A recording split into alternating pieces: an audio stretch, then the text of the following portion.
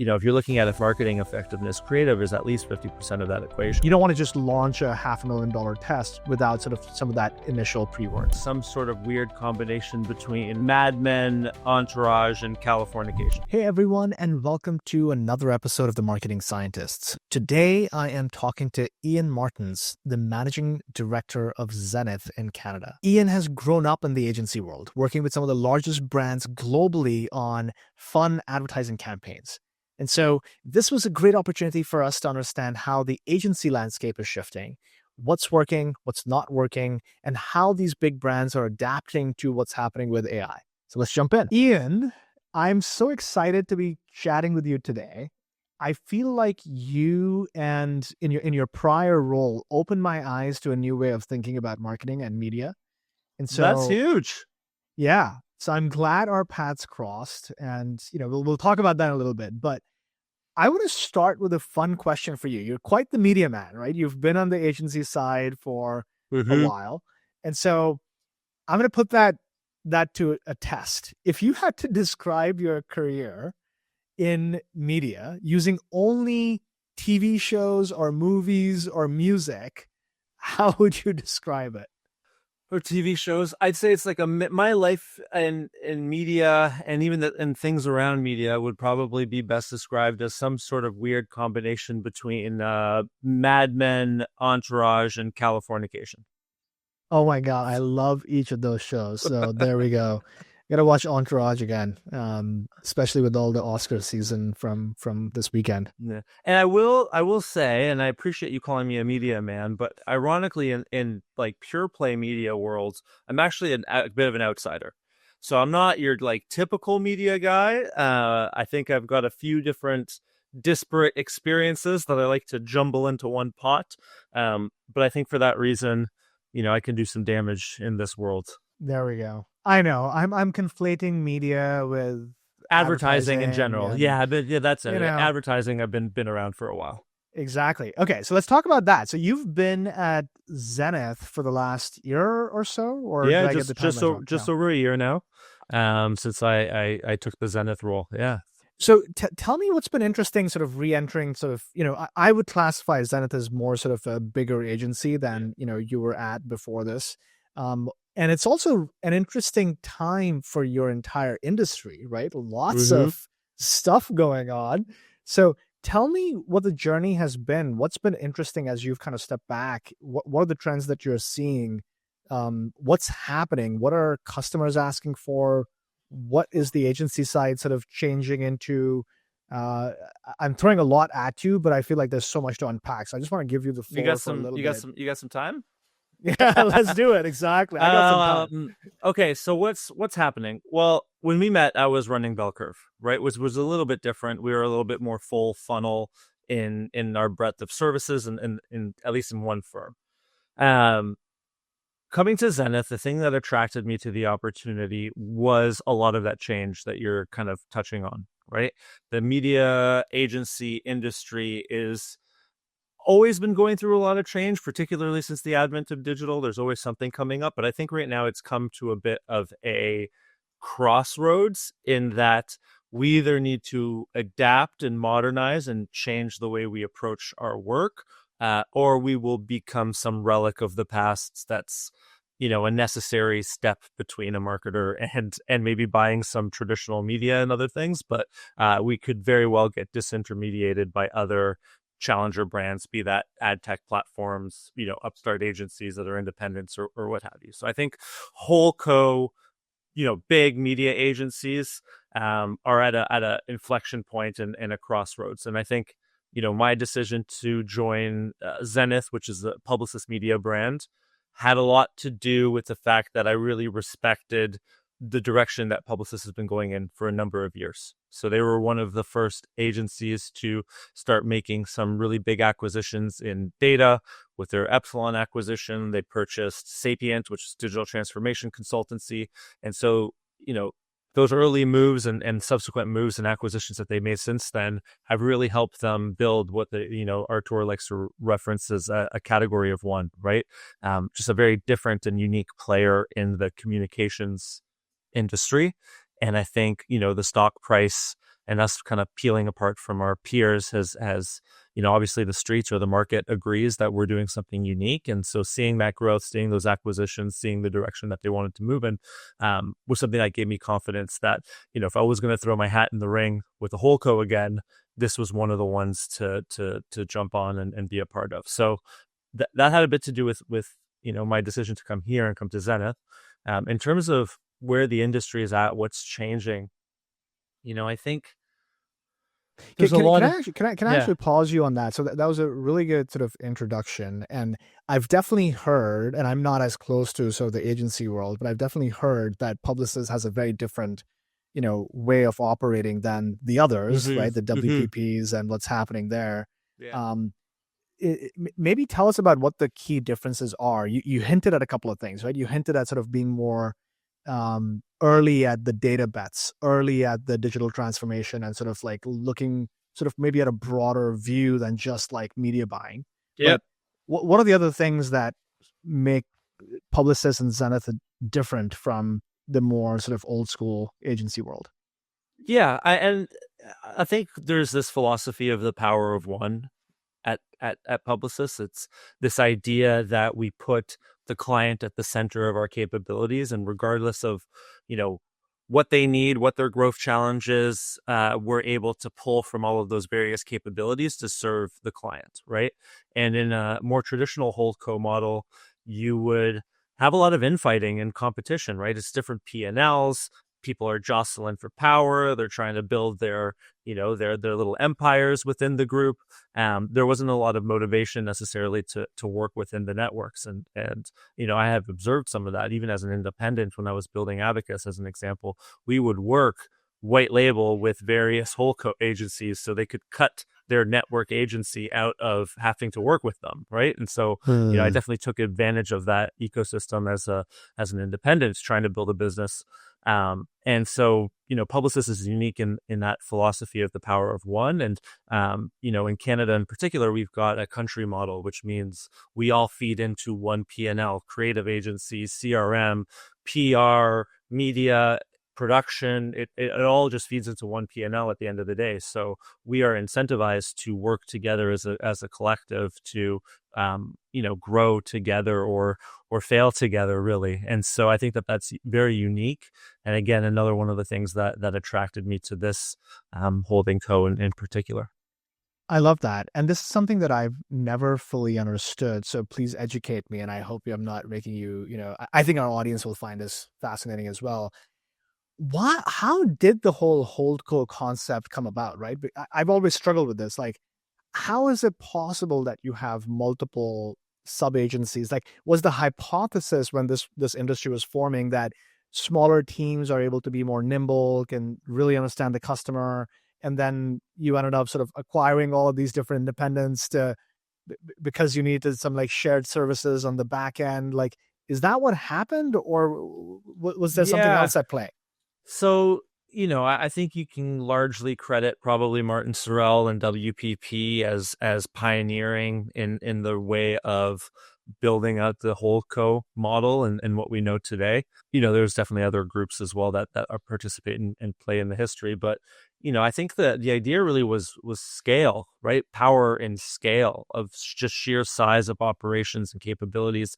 The idea of the global network, right? A big brand like P&G does a deal with a particular agency, and they can have people across the whole globe, servicing their company and able to leverage their scale in doing a better deal holistically, right? And being able to deploy work across multiple markets. And it's hard to be a global marketer and do marketing in all of these unique markets or what have you. And so this being able to tell that story of scale and to have offices in hundreds of cities across the world and what have you, that was really a big part of the force. And how do you grow to hundreds of cities? Well, you go around the world and you start acquiring brands and folding them into bigger brands and renaming them and kind of doing that shell game, right? So growth by acquisition and buying agencies was a huge part of that playbook. And then you keep certain certain HoldCos keep certain brands, right? As you grow, you'll inevitably run into conflict situations where you'd be conflicted out of a particular category in one agency brand, but you can service that with another brand that you have, and so you need to have multiple brands in the holding co, and right, and so it's a really big scale game. This is fascinating. Thank you for educating me, but it makes complete sense now that I think about how this must have transpired over the 60s, 70s, and then the modern era where everyone went global. I would actually say back in the early days, it was much more independence, right? Like the big agency brands were independents, right? Like an Ogilvy was owned by David Ogilvy, up until they were acquired, just as an example, right? So I think the holding co model, and maybe I'm getting it wrong, I'm going to show my youth here a little bit, but I think the holding co model really started to come into shape in and around the 80s. Got it. Okay, so let's bring it back to Zenith. I stopped you to kind of go on this tangent a little bit in the history of the HoldCo. That's okay. But what do you think is happening right now in terms of what your customers are looking for? And I really appreciate the whole idea of the power of one, right? When you're working with your brands, you're bringing sort of that customer centricity. And what are they looking for when they're coming to Zenith now with all the noise there is about Gen AI and how that's going to disrupt our entire industry? Like nobody can stop talking about whether AI is good or bad or what's dying next. But from your perspective, you have a unique perspective. Yeah. Tell me what conversations you're having with your customers. Well, so I'm gonna talk about my clients, which are predominantly media clients, because I run Zenith, which is the Zenith brand, right? And so we'll kind of set that context.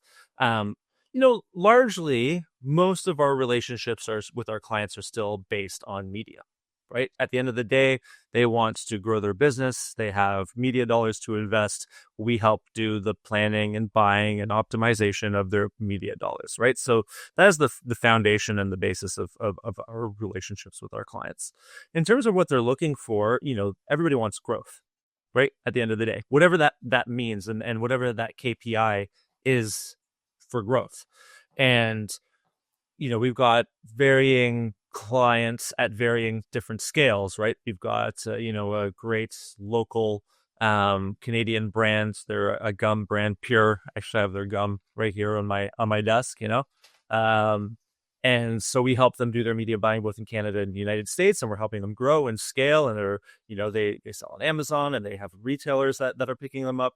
And so that what they need and the level of intimacy they have with their business growth actually growing or not, and how close the marketer is to that number, let's say, is very different than a giant, corporation that is got tons of silos, and we're working with the media counterpart inside of that organization, right? It's not even like we're working directly with a CMO or even a head of marketing.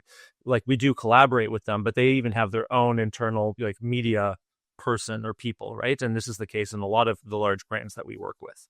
And so what the media person is charged with growth and what success looks like for them, could be very different than what it is if you were the owner of that company, right? I think, and I know you talk about this a lot, and this is why I'm kind of feeding into that direction, which is, I love it. I think in some cases we are close enough to see, we invested this money and we got these dollars in the bank account, and we are objectively growing.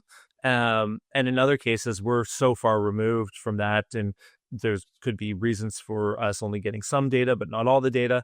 And even if we have all of the data, we don't necessarily have a structure of measurement of success that is oriented to putting more dollars in a bank account. It's about hitting certain media metrics, right? And so we are playing the game of winning in the context of media buying, right? Which might sense. not be business growth, but it could be growth from a media perspective and opportunity. So I would say in terms of what they're coming to us for, it really depends on the size and scale of the corporation. I say everybody's after growth, but how the game gets played at different scales and what you're optimizing for and what the incentives are really change. And so we have to change as a result, right? You touched on AI, and I'll just go on a little tangent there. I think, there's been definitely a hype cycle around AI, and there's a lot of remarkable things that you can do with AI today. But I would say that in practice and in reality, we are still very much in experimentation stage. And I've had a lot of these conversations, and we have to really be careful, because I'll have conversations. I had conversations with procurement, people, as we were negotiating for 2025, who were literally like, I'm being asked for, like, where are my efficiencies and savings on the scope next year because of AI? Like, am I getting a 25% discount next year? And we're just, we're not there yet. And I think it's probably the wrong way to look at the benefit of AI to immediately go to a cost savings Can, mindset with the can you capabilities. can you imagine, Ian, if every business in the world had to just reduce their prices by 25% because all of us got more efficient? You know what would happen? GDP will go down, not up, right? Yeah. Well, I know. as a Canadian up here, Oh on the my God. advent of 25% tariffs going into play today, it's funny that we picked this number 25. But I anyways, know. we won't go there. For But yeah, people who no, are listening, this is being recorded the day after, I think, no, or maybe the week this this yeah, this morning. morning, Trump put into effect 25% tariffs on all Canadian goods coming into the country, and I think it's 10% on our oil, though. That's Um, right. And Ian is based in Canada, and so that's why we're having this discussion. And the retaliation has already started, right? Which is like, oh my Yeah, I'm sure God, we're gonna do great. Let's I'm sure we're gonna do all kinds of nonsense, and it's it's it's yeah. gonna be a thing. And listen, I know. I see all sides of arguments, yeah, but yeah, I don't know. Hopefully, we end up in a better place collectively after all of this.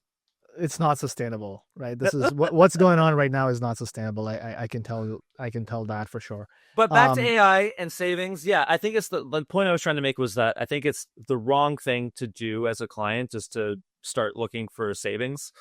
Yes, you will get productivity gains, but the fact is that you've got a list this big of things that you want your agency to be doing, but they can only do this right now because you're not, that's what you're paying for.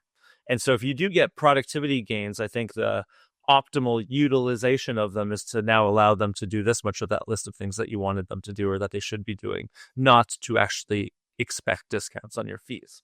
So right. as we get efficiencies and more productivity, we should spend more time thinking strategically and more time being creative and more time looking for growth opportunities and more time working the plans and just being a good partner.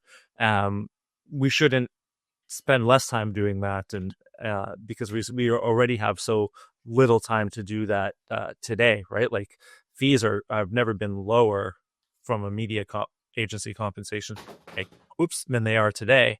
Um, and they're only getting lower. So there's a lot of labor still involved in media buying, and so we're in a tight spot as an industry. So you're talking about some trends Yeah, earlier. yeah, yeah, yeah, I yeah. think where the expectations and where comp is going is down, but the complexity of the work is not getting any simpler. So there's definitely tension there.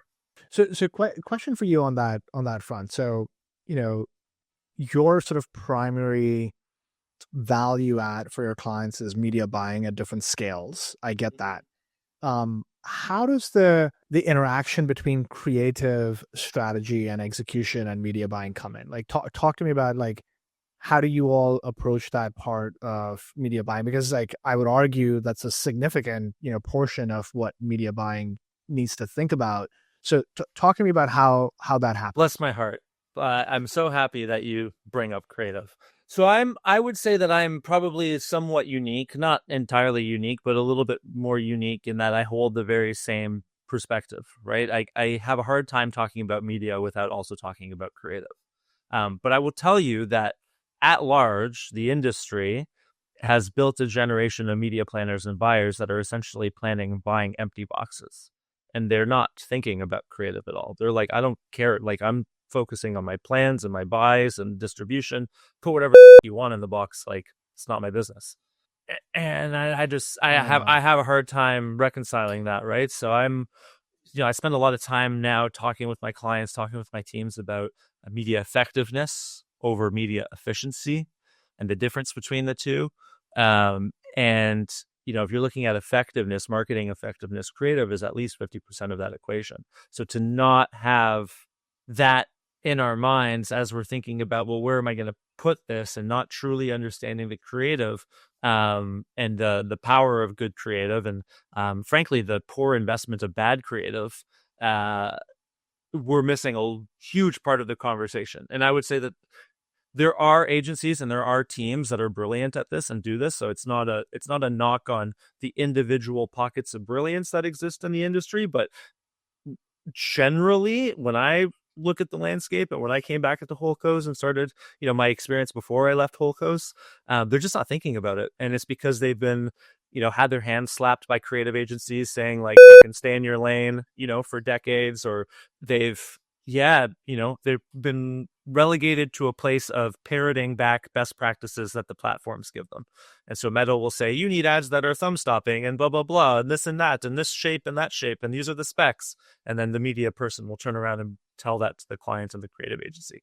But the true collaboration there is rare. It does happen. There are clients and pockets, like I said, where it does happen, and that's when the best work comes to life. What's fascinating is I feel like the measurement space is almost identical. Okay, and how so? We are having conversations with our customers about the same exact thing, which is, hey, like I can tell you what the right way of doing measurement is and how to understand the incrementality and both the effectiveness of the efficiency. But if we don't understand your creative and what the right way to think about the structure of this test is, we're kind of leaving opportunity on the table here. You might come back and say, oh, that test didn't work. It's probably the channel or the budget or the targeting was off. But guess what? It all revolves around the creative. It could just be a shit ad. Exactly. It could just be a shit ad. And so you're going to go back on the, to the drawing board on the creative rather than writing off what you did from a media planning and buying perspective. Yeah. And I would tell you how rare that is, right? Yep. Especially with big brands, right? Not all of them. Some of them get it, but those are the exceptions. I would say you're getting handed a handful of assets. Yep.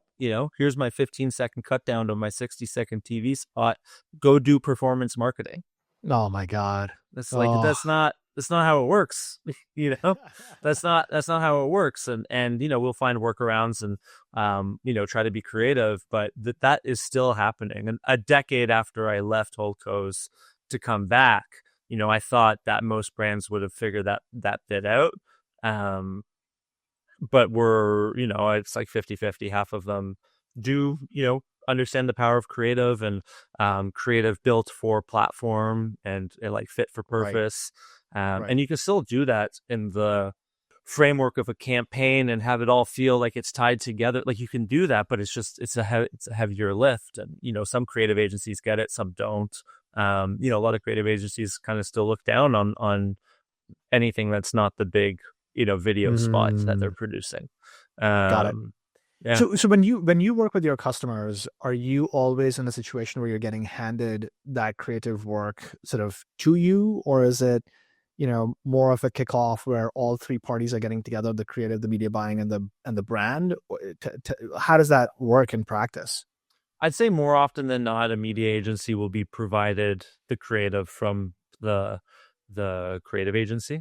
A client might brief creative agency and brief media agency. Media agency is working on the plan, creative agencies working on the idea and the campaign. And at some point they need to come together to align. I think creative agencies think media agencies are the wet blanket of the group. And, they got this big idea and we're like, wow, but it's not in the plan. And so there's just a lot of tension between the two groups, frankly. It's not ideal. I think that they should be working a lot closer together. I believe that so much that I just hired a new head of strategy at Zenith, and they are a creative director, like ex-creative director from Creative World, so that I can start to build that bridge.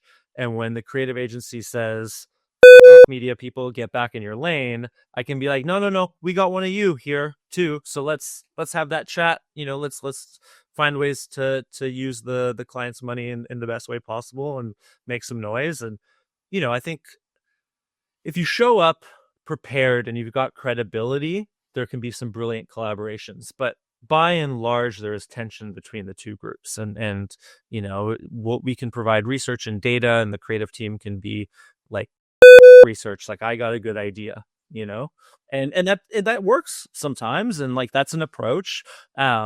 I talked to my team a lot about just pulling ourselves up in the process. So I think an ideal point for us to get looped in is to help inform the creative brief, to be honest. So to work with clients, bring what we know from a data perspective on the audiences, understand their overall budgets, their goals, what's worked in the past, and help shape not just even the brief, but the scope of what they're going to get from a creative agency, where we're having conversations saying, listen, you've got all these business questions. We can run these experiments, so on and so forth. You need to brief and get the creative agency to produce the assets we need in order to run these tests effectively. And so to be involved a little bit earlier to help inform the creative briefs and the actual creative scoping is somewhere where we need to be, right? Another thing that you probably hear in your line of work, either as a growth marketer or in measurement now that you're doing, this concept of working dollars and non-working dollars. And somehow media dollars are the working dollars, but everything that they spend on building creatives and all of that is not working. Like, it's really weird to me. And so there'll be, I'll get a budget. It's like, oh, we got $5 million to spend on this, working dollars. And I look at the creative and I'm like, well, the creative sucks, or you don't have enough, or your landing page is terrible, or like there's something wrong. Yeah. They're like, yeah, well, we don't have any budget. And I'm just like, take $1 million from me. My four spent with better assets and like a better customer experience will do more for you than spending all 5 as working dollars. Yeah. But I'm not incentivized to say that, particularly if I'm being paid, on commission or something, which some clients are still doing. But I will still say that because I want to play the long game. I want to do what's right. But I don't know that there's many media agency people out there saying, no, take my budget away. It's hard. When and your go incentives... and go give it to creative to make better ads. No, I'm totally with you, right? And I talk about this often from a measurement perspective. It's like, hey, before we just launch this thing as an incrementality test, right? We do incrementality testing a lot across TV. As you should. It's fantastic. Yeah, it's a great solution. It's very accessible now. But before we do something, we're like, hey, are we sure we're putting the best foot forward from a creative perspective? And have you gone and talked to your audience? Have you done any type of, pre-work to make sure this is like really going to hit? And you don't want to just launch a $500,000 test without sort of some of that initial pre-work. So on that topic, have you, when these brands come to you, how much pre-work have they done on the creative side? Like, have they actually done, some testing before media buying happens, or not really? I don't always have line of sight. So there's a unique quirk to the Canadian market in that we are often, a satellite office of a big brand.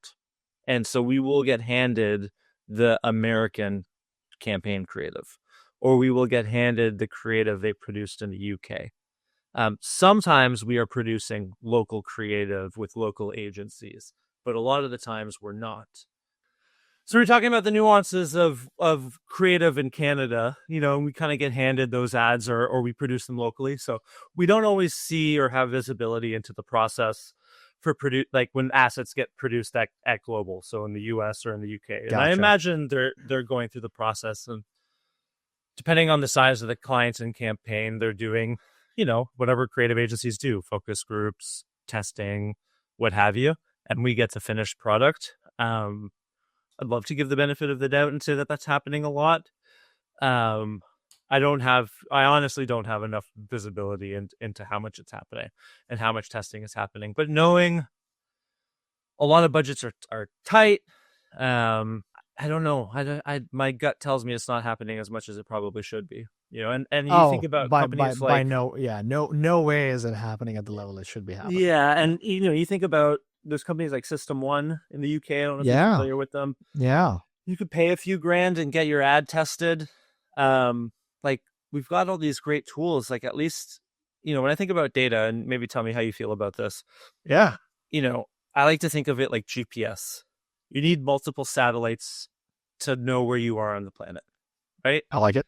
It's the same thing with data. You need different types of data, different types of tests to get a feel for where you're at, because none of them on their own are the true picture. You need to have multiple pieces. And so if I could know before I go and spend $10 million, $20 million, whatever on a campaign on media, that I had a good performing ad, you know, Yep. I had to, yeah, used all of the testing that I could to ensure that that was the case.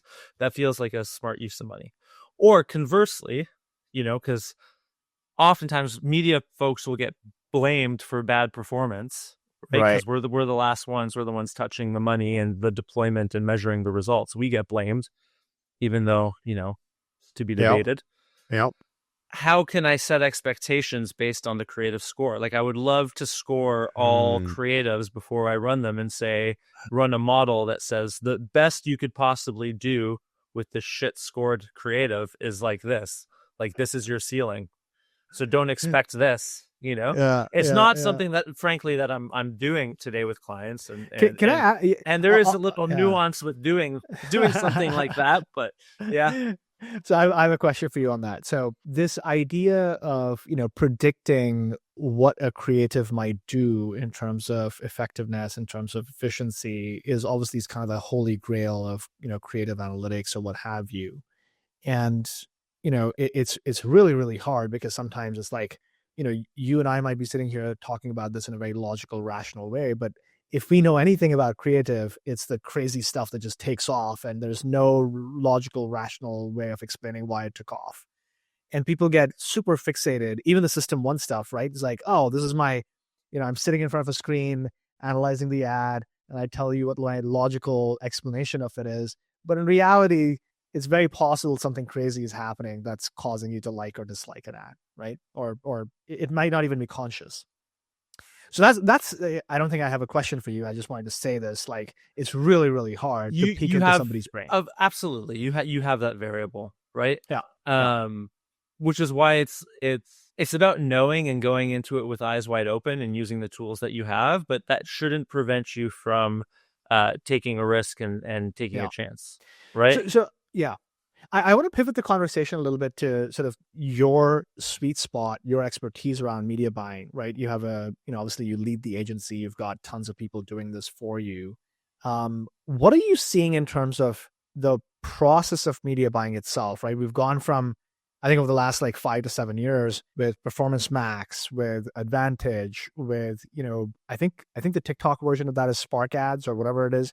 But like the whole idea of everything is getting programmatic. Everything is getting like, hey, let the algo do its thing. Are you seeing that making your lives easier or the brand's life easier, or not yet? I think there's a lot of use cases for it where it makes sense. I think these tools are still very rudimentary, Mm. um, in terms of like where they could be or where they can go. Also, there's the whole trust the algo thing can go either way. I think it really depends on the scale of your investment, the type of thing you're selling. I think it can work brilliantly in some cases, and I think it can work terribly in some cases. And I haven't been hands on keyboards in a really long time. So, bless bless you for saying, I'm the expert. I'm definitely not anymore. Sure. But, you know, up until the end of me doing that, and when I was a little closer to it at Abacus, probably was the last time, we would always run campaigns with some sort of version of don't touch it. Like, we think we're smart, we think we're targeting the right things, but just also build an ad set of adults 18 plus and don't touch it, and just see, are you smarter than the algorithm? And this is, when I was doing this, I actually just recommended it to a team of ours to try that out the other day on an account. But you'd be surprised how often you're not that smart, because by the time you're putting all of these targeting parameters on, your CPM costs are going up, you might not be benefiting. And if the price point of the conversion is low enough and you've got enough spend and enough scale to give the algo the amount of data that it needs to optimize, you might not win in that circumstance, right? But then you start to get into like other weird things that I touched on before, which is, am I trying to build demand and awareness with new customers, or am I trying to throw my ad in front of people who are going to buy my shit anyways and get credit for it? And those are two different games. And, that will influence how you approach it. Well said. Well said. And it brings us all the way back to the concept of incrementality, right? Which is our Can you prove whatever. incrementality? Yeah. Exactly. Um, I was listening to a fascinating sort of analysis of Meta's algo changes and transitions over the last few years from Eric Seufert from Mobile Dev Memo. Have you heard of this name? I have not. Um, oh yeah, I'm going to send you his podcast and his newsletter. Very focused on is I think it's called Mobile Dev Memo because I think he was hyper focused on mobile gaming or Okay. mobile developers, but he just like took apart like all the changes that Facebook has made or Meta has made in the last few years with the algo, and it AI and ML is at the center of it. And the core argument that he makes, or one of the arguments that he makes, is when Meta went from a friend graph to an open graph and moved everything into sort of more TikTok style recommendation engine, Mm-hmm. that its AI stuff got really good at figuring out the relevance of the content because it's no longer based on the friend graph or the relationship graph. And the same tech can be theoretically used to do ad targeting the same concept applies, right? Which is Mm-hmm. it's much more about the relevancy of the ad to that person rather than anything that's related to sort of more, demographic type of, targeting. And so that made me feel what we are going to see in the future is more and more of the advantage and the performance max and sort of much more 100%. sort of, relevancy and sort of algo based stuff. What I find really frustrating is every time I log into Ads Manager for any of these tools, they are so bad. I'm like, these companies make trillions of dollars, and I know you Like the probably actual can't. UX of setting it up and like Yes. building using the tools. Yeah, Yes. they're not as slick as they could be. Like if you think about it, right? Google, Meta, Microsoft, Amazon, all Yeah. these companies make trillions of dollars, like literally trillions of dollars, Yeah. and all off of advertising. And yet their support, their tooling, the reliance, the quality of these advertising tools is like terrible. Like that drives me nuts, but that's all I had to say about it. It's a rant. I mean, I'm sure a lot of people have done quant on the benefits of trying to make it slick versus not. There's probably a bit of a bias because they're all engineers building these products, and they're like, what do I need fancy, curtains on this for, and nice wallpaper and like whatever, you know what I mean? Like it's window dressing, it's the coloring in department. It's not that important. Yeah, I don't know. I wish the tools were slicker, and I think they will get slicker. And there's dynamic creative optimization capabilities now. I think those ones in particular are still quite rudimentary. Back when I was at Bell Curve, I remember I did some advising calls with Pencil, and I thought that they Right. have a really interesting tool, and they were acquired by Brand Tech afterwards, and they've been quite successful. And what they were doing, and what I think we'll see a lot more of is, and particularly with AI and generative AI, is how do I feed the machine with libraries of creative and content that I created and I own the IP of, and then it iterates within those universes, as opposed to, kind of just generating from color palettes and fonts, or generating from just prompts and like kind of starting from scratch with a generative AI look and feel. You can craft those prompts to do wild and brilliant things now. So I'm sure that quality will keep going up. But I still think at the end of the day, as a brand, you're going to want to craft your own libraries of assets and your own Right. kind of universes that you own the IP on, and you've built them, and you put some craftsmanship into building that. And then cool, take all of that, put it into the machine, let the algorithm figure out, depending on who it's serving the ad to, how to tweak the creative as it's being served. Like, I think we're going to see a lot of progress in there. Pencil was one of the tools. There will be others. There will be other capabilities built. I think we're going to see a lot more of that. Yeah. All right, we're gonna bring it to a close in a little while here. I have a bunch of questions for you, more rapid fire. Okay. Before you do that, let me just make sure my kid is still alive. 1 second. Please. Yes. Alrighty. Okay, we're Let's do back. it. So Rapid fire. Okay.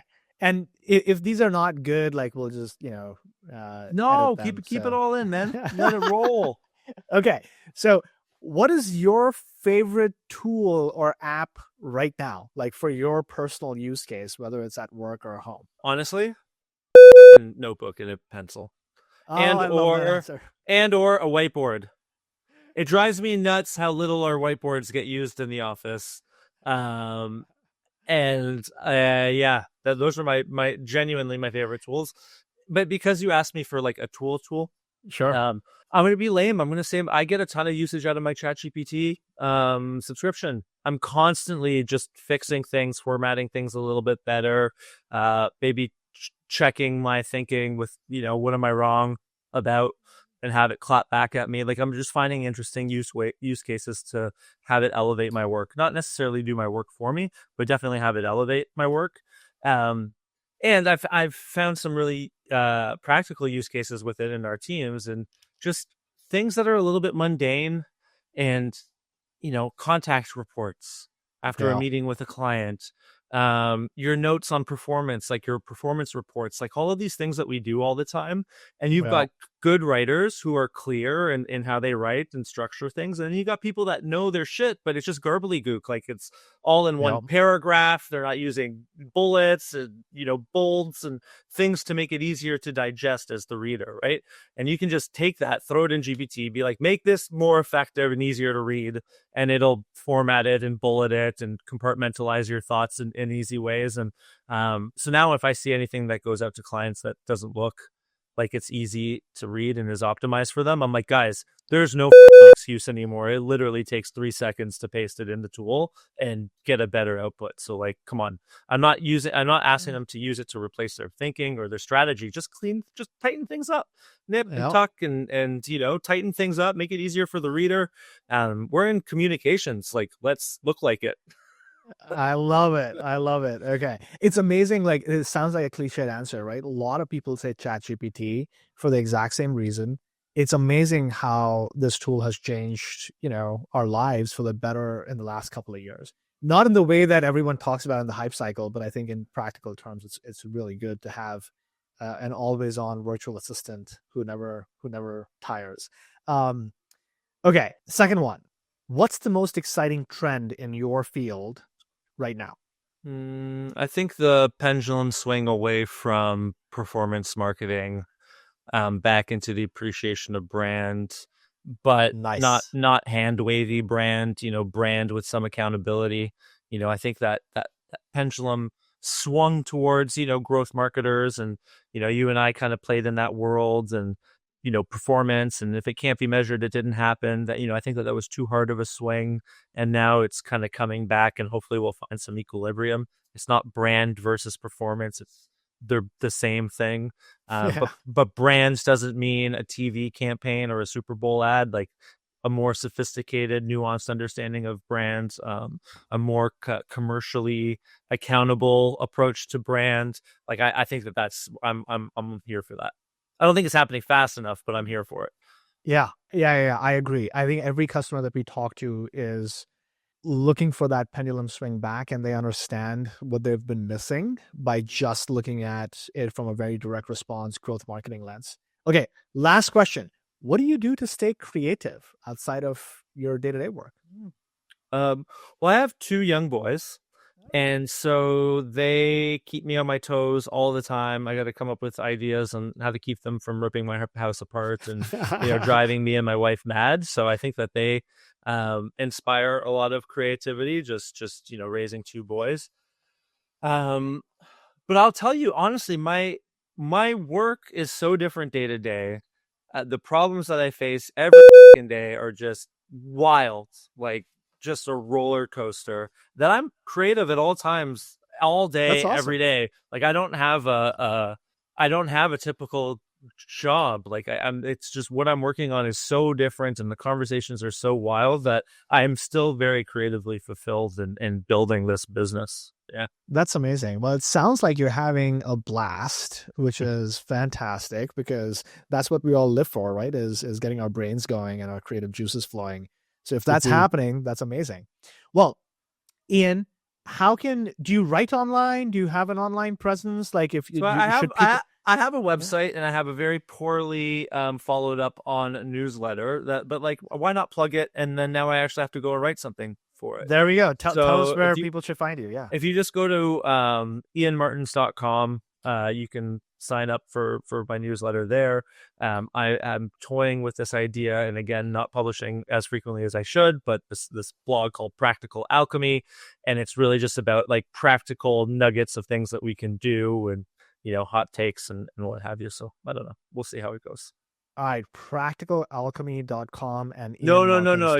It's just ianmartins.com. Just ianmartins.com. Practical That Alchemy is the newsletter. Yeah.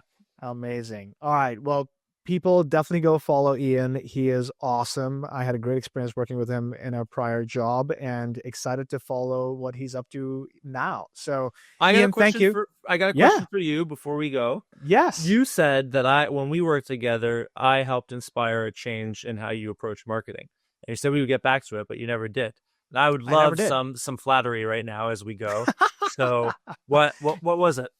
So I remember this was when I was leading marketing at Invoice2Go, and we were trying to essentially sort of diversify our media buying and our creative.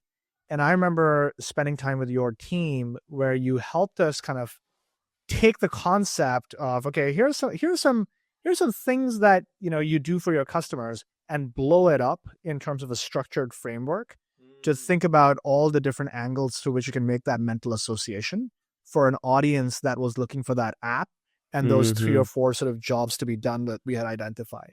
Yeah. And, it seems super simple, like, thinking back to it, but that structured approach of taking something that's like 3 or 4 things and then blowing it up into all the possible permutation combination of things that could possibly happen. And then again, letting it through the algo to see what sticks, right? And then doubling down on the things and then like going back and iterating. That was super sort of interesting for me.